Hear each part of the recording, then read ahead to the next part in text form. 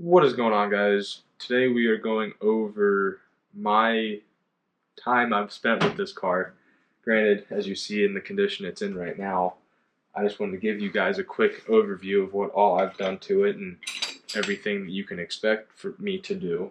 Um, for now, I bought this car just about 4 years ago in May. It'd be 4 years. I bought it pretty much completely stock. I think it all had was a Borla exhaust on it and a cheap cold air intake. From there, I went to full bolt-ons, and then I did a cam, had a little lifter issue, did a stroker kit. This is the second rendition of that stroker kit. Um, so third time's the charm.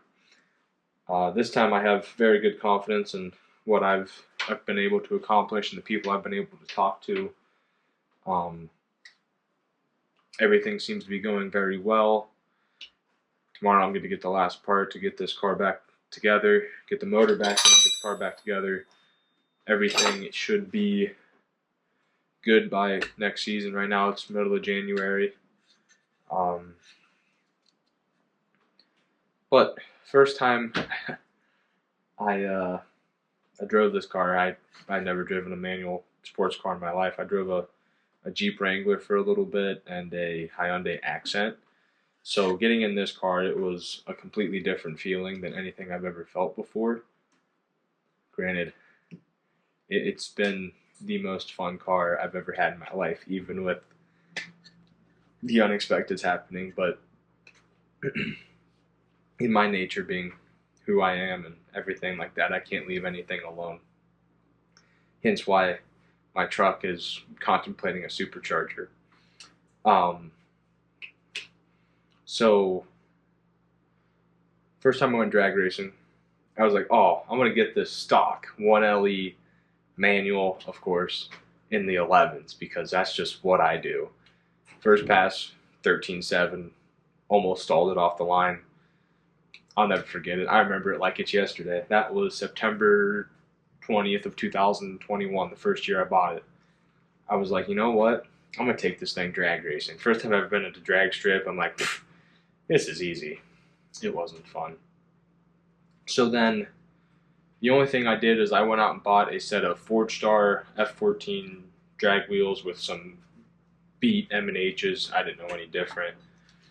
Put them on the car, ran my first 12, it was a 1296 in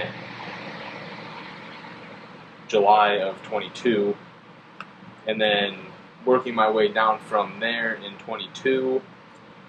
I think I did an 11 or a 1240, 1230, something like that.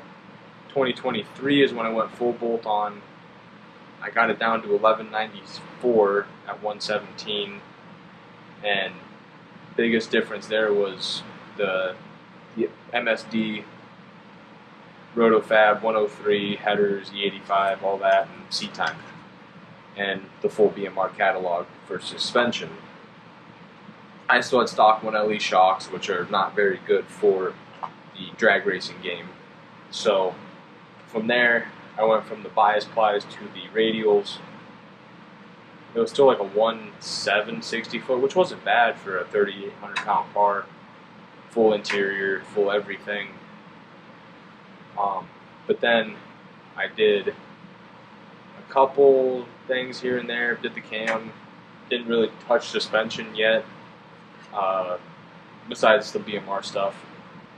So we did we went to Dragway 42, ran an 1150 first rip, and I'm like, oh man, this is great. From there, car was breaking up top, spark plug gap was too far apart, and after that, the lifter decided to implode.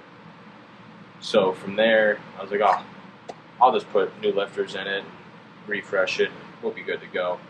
Well, cylinder 7 here decided to get cracked from the lifter imploding, so I was like, can't really cut that idea.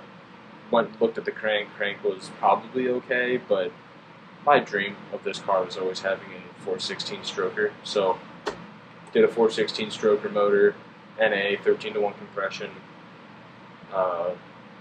GPI through and through for sure. that motor ran great until I had a couple issues with the timing chain tensioner imploding on itself and the timing chain itself falling apart in consequence of the timing chain tensioner and sprocket both giving up on each other. So I've had a couple bad miscues, misfortunes with these cars, but this time I'm deleting anything that could possibly go wrong. Got it built right.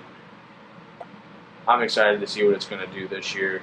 Right now it's February or January, and probably get the car out in March, get it tuned, get it everything, go from there. But fastest this car's been is 11:36 at 131 with like a 1.960 foot on some bias plies. I think I'm going to switch back to radials and get some bead locks. This car is now heavy enough and makes enough power to need bead locks.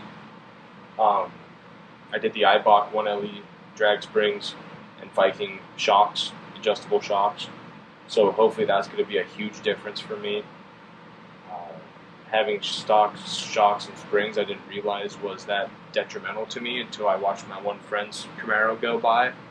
And I'm like, man, what'd you do to that thing? He goes, man, you got to get rid of those stock shocks. So I did the 1LE version of how to get there.